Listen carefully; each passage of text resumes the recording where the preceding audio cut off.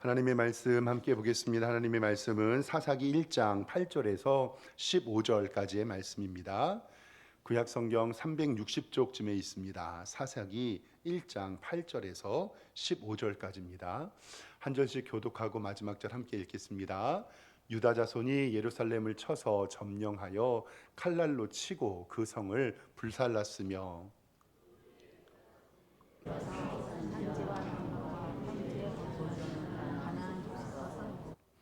유다가 또 가서 헤브론에 거주하는 가나안 족속을 쳐서 서세와 아히만과 달메를 죽였더라. 헤브론의 본 이름은 기럇 아르바였더라.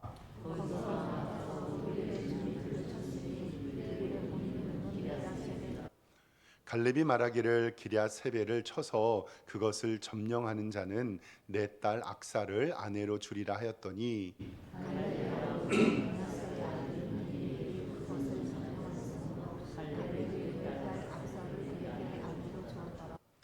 악사가 출가할 때에 그에게 청하여 자기 아버지에게 밭을 구하자 하고 나귀에서 내림에 갈렙이 묻되 내가 무엇을 원하느냐 하니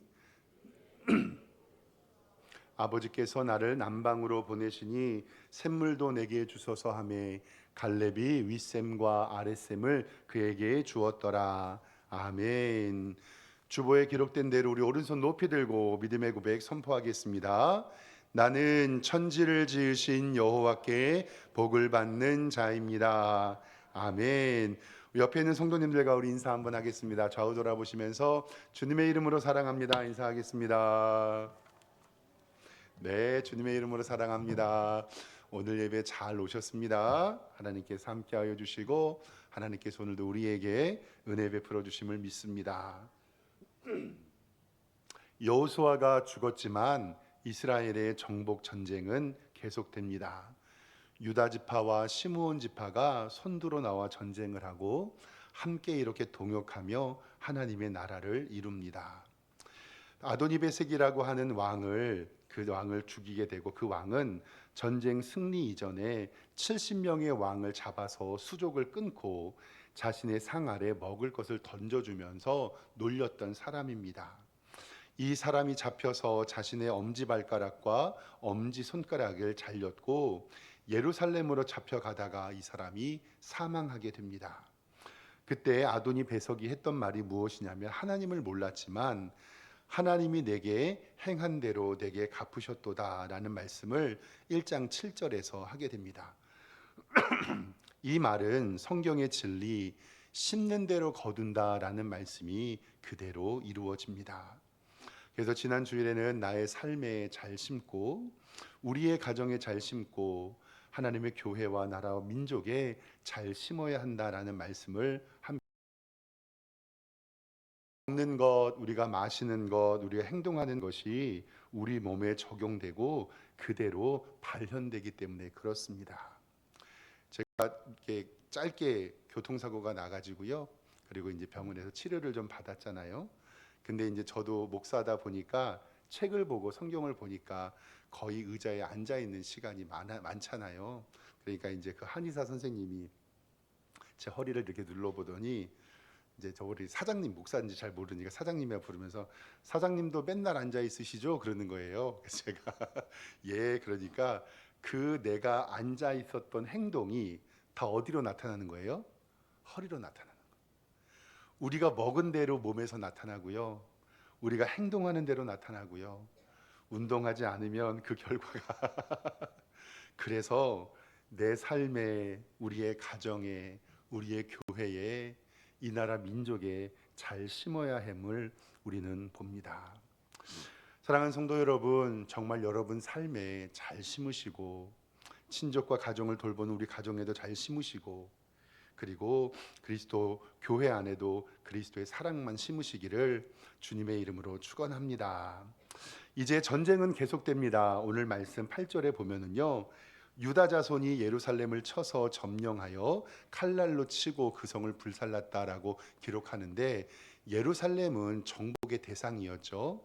예루살렘은 나중에 다윗이 다시 정복을 했는데 아마도 여기에 있는 예루살렘은 산악 지역이 아닌 다른 한 귀퉁이 예루살렘이라고 생각이 됩니다. 9절 하반절 말씀에는 산지와 남방에 거류하는 가나안 족속과 싸웠고 10절에 보면 헤브론에 거주하는 가나안 족속을 쳐서 서세라는 것과 아히만과 달메를 죽였다라고 성경은 기록하고 있습니다. 이렇게 유다 지파를 선두로 이스라엘은 전쟁에 승리하는데 오늘 말씀은요, 갈렙의 자신의 딸을 결혼시키는 이야기가 나오는데 오늘은 갈렙이 자신의 딸을 결혼시키는 이 이야기로 두 가지로 좀 은혜를 나눠보도록 하겠습니다. 첫 번째, 오늘 말씀의 첫 번째는 사랑하는 성도 여러분, 하나님의 상급을 바라보시기를 주님의 이름으로 축원합니다. 하나님의 상급을 우리는 바라봐야 돼요. 오늘 먼저 갈렙이 누군지를 잠깐 살펴보면요, 이스라엘의 광야 생활할 때요, 가데스 바데아라는 곳에서 이스라엘 백성들이 정탐꾼을요, 각 지파마다 한 명씩을 뽑아서 총 12명을 정탐꾼으로 보내지요.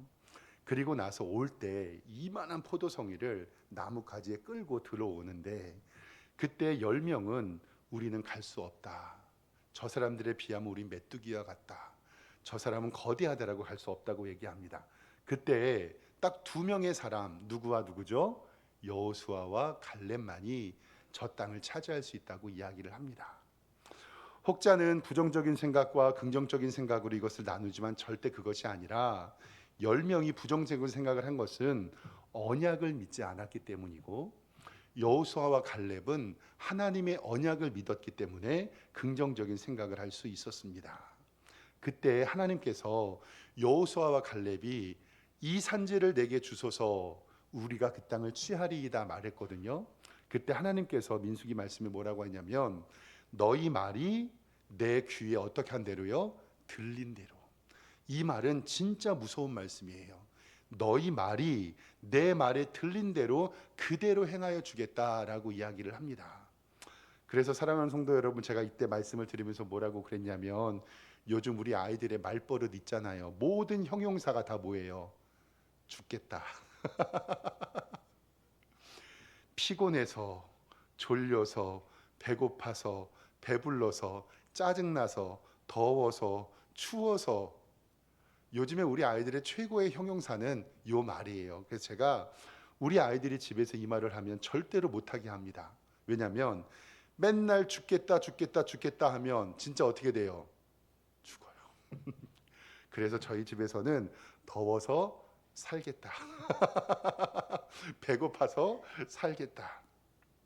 그렇게 믿음의 고백으로 하나님의 언약을 지켰던 여호수아와 갈렙이에요. 그런데 잘 생각을 해보세요. 둘은 절친한 친구였고 동역자였는데 이제 여호수아가 먼저 주님의 나라에 갔어요. 그러니까 갈렙은 광야에서 살아났던 유일한 사람이고 갈렙의 위치는 지금 이스라엘의 리더로서 굉장한 위치에 있을 겁니다. 여호수아의 사망 이후에 실질적인 리더였는데 이런 갈렙에게 딸이 한 명이 있었어요. 그 딸의 이름이 악사라고 하는 이름의 딸입니다. 이름이 악사입니다. 정복전쟁에서 승리하게 되면 자신의 딸을 사위 삼겠다라고 이야기를 하는 말씀이 오늘 12절에 나와요. 성경 말씀 12절에 보면요, 보세요. 갈렙이 말하기를 기럇 세배를 쳐서 그것을 점령하는 자에게는 내 딸 악사를 아내로 주리라 하였더니라고 성경은 기록을 해요. 아마도 이 전쟁이 아군에게서는 굉장히 불리했던 것으로 생각이 들어요. 그래서 갈렙은요 자신의 딸을 내 겁니다. 아마도 그때 청년들에게 엄청난 동기부여가 됐을 거예요. 왜냐하면 이스라엘의 실질적인 리더였던 갈렙의 딸이었고, 그리고 이것도 천국 가서 확인해 봐야 되는데 저는 개인적으로 갈렙의 딸 악사가 예뻤을까요? 안 예뻤을까요? 저는 예뻤을 것이라고 추측됩니다. 왜냐하면 그러니까 청년들에게 동기부여가 되죠. 이 전쟁에서 승리하면 저 귀한 갈렙의 딸과 결혼이 가능하고, 그리고 갈렙을 통해서 나는 민족을 이룰 수 있다.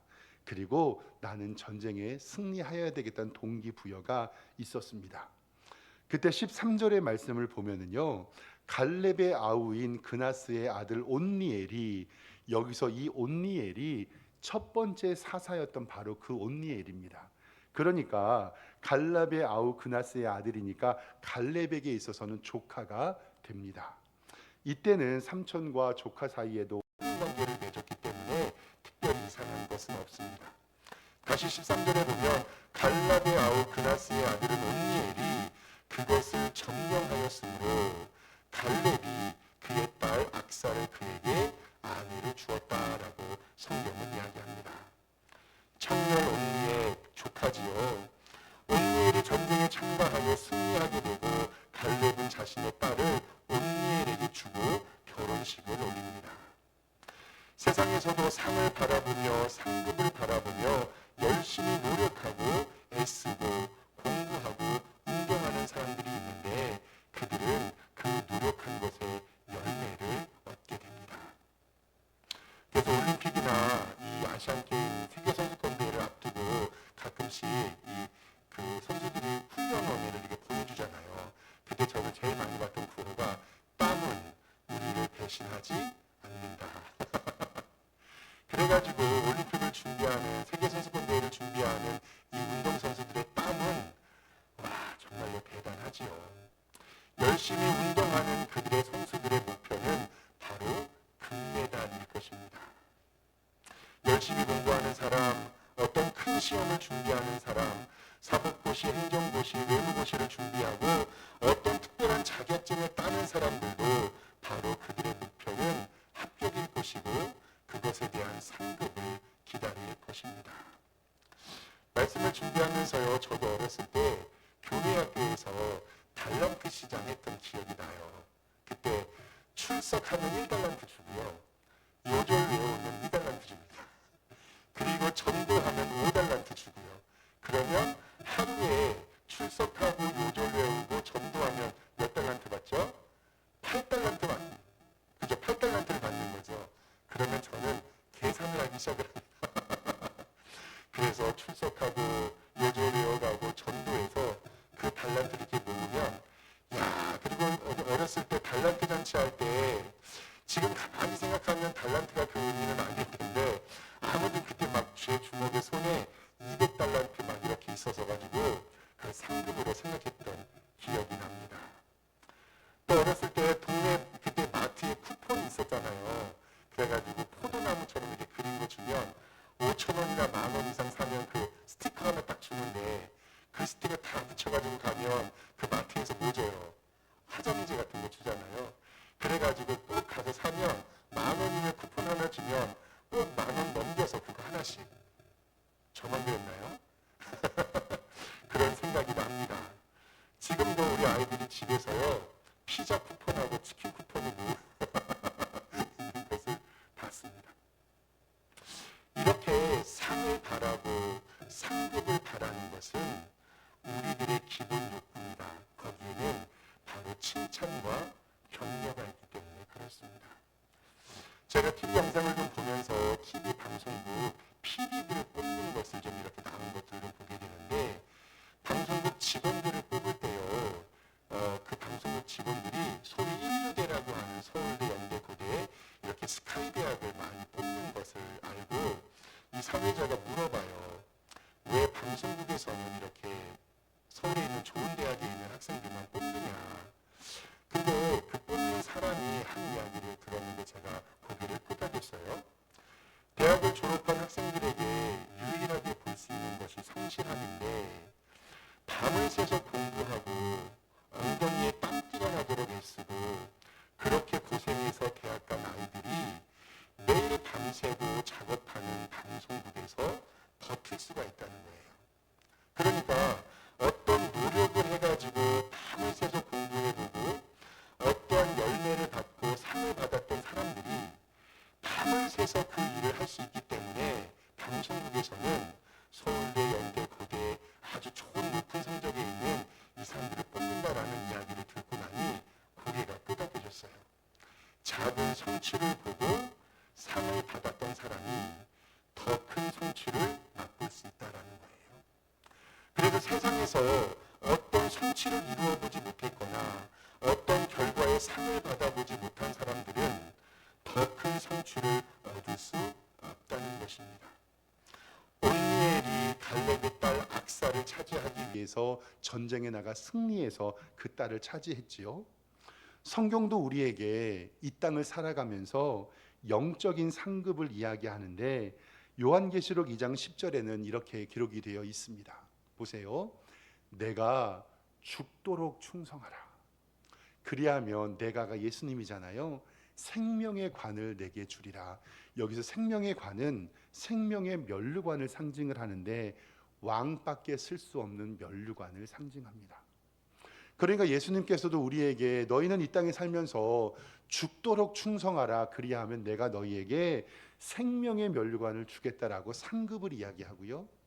요즘에 계속 믿음에 관하여 보고 있는데 히브리서 11장 6절에도 믿음이 없이는 하나님을 기쁘시게 하지 못하나니 하나님께 나아가는 반드시 그가 계신 것과 또한 그가 자기를 찾는 자들에게 무엇 주시는 거라고요? 상 주시는 이심을 믿어야 할지니라. 아멘. 하나님께서도 우리에게 분명히 너희가 이 세상을 마치고 주님 나라 갔을 때 너희가 천국에서 무엇을 받는다? 상을 받는다라고 우리에게 말씀하고 있습니다.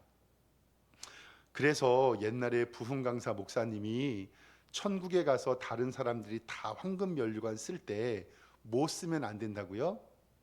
개털 모자 쓰면 안 돼요. 그래서 제가 그때 한번 말씀드렸죠. 제가 신학교 올라가 가지고 이 목사님들이 천국 가면 개털 모자 쓴다고 하는데 제가 성경을 다 읽으면서 개털 모자 찾아봤는데 개털 모자라는 말 성경에 있다고요, 없다고요? 없어요. 요즘에는 인터넷으로 개털 모자 이렇게 찾으면 딱 나오잖아요. 근데 그때 벌써 30년 전이네요. 그때는 이런 컴퓨터 문화가 잘 없어가지고 제가 성경을요 처음부터 끝까지 읽으면서 개털 모자 찾아봤는데 개털 모자라는 말 성경에 있을까요, 없을까요? 없어요. 그런데 왜 목사님들이 천국에 올라가서 개털 모자 쓰지 말라라고 하는 이야기를 왜 한 것인지 조금은 이해가 될까요, 안 될까요? 됩니다. 정말 사랑하는 성도 여러분, 이 땅에서 애쓰고 수고하고 주를 위한 그 헌신이 천국에서 여러분들의 상급으로 귀한 면류관으로 얻기를 주님의 이름으로 축원합니다. 온니엘이 목숨을 걸고 전쟁에 나가서 승리하고 돌아오니 갈렙의 딸 악사와 결혼했습니다. 성경은 우리도 하나님의 상급, 하나님의 부르심이 있다는 것을 우리에게 알려줍니다.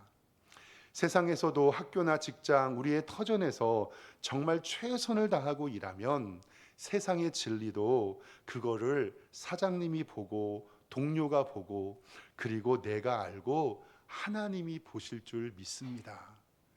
그런데 우리는 영적인 원리를 우리에게 적용할 필요가 있습니다.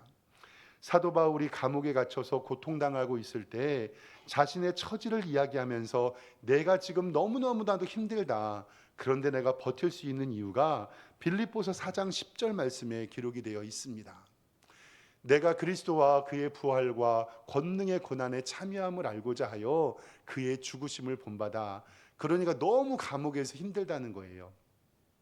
내가 이미 얻었다 함도 아니요 온전히 이루었다 함도 아니라 오직 내가 그리스도 예수께 잡힌 바 된 그것을 잡으려고 달려가는데 형제들아 나는 아직 내가 잡은 줄로 여기지 아니하고 오직 한 일을 즉 뒤에 있는 것을 잃어버리고 앞에 있는 것을 잡으려고 표대를 향하여 그리스도 예수 안에서 하나님이 위에서 부르신 무엇을 위하여 달려간다고요? 부르심의 상을 위하여 달려가노라. 아멘. 사랑하는 성도 여러분, 오늘 말씀을 바라보면서 이 세상에도요 학교 다니면서 아이들에게 열심히 공부한 아이에게 상장을 주고 열심히 노력한 회사원들에게 상여급과 그리고 그거에 대한 보상이 있는데 이 땅에서 하나님의 상과 하나님의 상급을 바라며 천국을 소망하시기를 주님의 이름으로 축원합니다. 두 번째로 마지막으로는 요거는 조금 우리가 고민이 좀 필요한데 저는 우리 성도님들이 하나님의 복을 사모하셨으면 좋겠어요. 어떻게 하라고요? 하나님의 복을 사모해라. 즉 하나님께서 주시는 이 복에 대해서 좀 저는 욕심을 좀 가지셨으면 좋겠는데 온니엘이 갈렙의 딸 악사와 결혼을 하잖아요. 그리고 출가를 해요. 그리고 나서 나귀를 타고 이제는 시집을 가는데 출발해야 하는데 나귀를 탔다가 이 악사가 다시 내려서 아버지에게 청을 해요. 그게 14절 말씀에 나오는데 14절 보면은요. 악사가 출가할 때에 그에게 청하여 자기 아버지에게 밭을 구하고자 하고 나귀에서 내림에 갈렙이 묻되 내가 무엇을 원하느냐라고 기록이 되어 있잖아요. 오늘 말씀이 조금 의아해가지고 성경과 주석을 좀 찾아봤어요. 뭐냐면 히브리 풍습 가운데 하나인데 이제 막 출발하고자 하는 딸이 나귀를 내려가지고 아버지에게 부탁을 하면 그 부탁은 들어줘야 하는 히브리어 풍습이 있대요.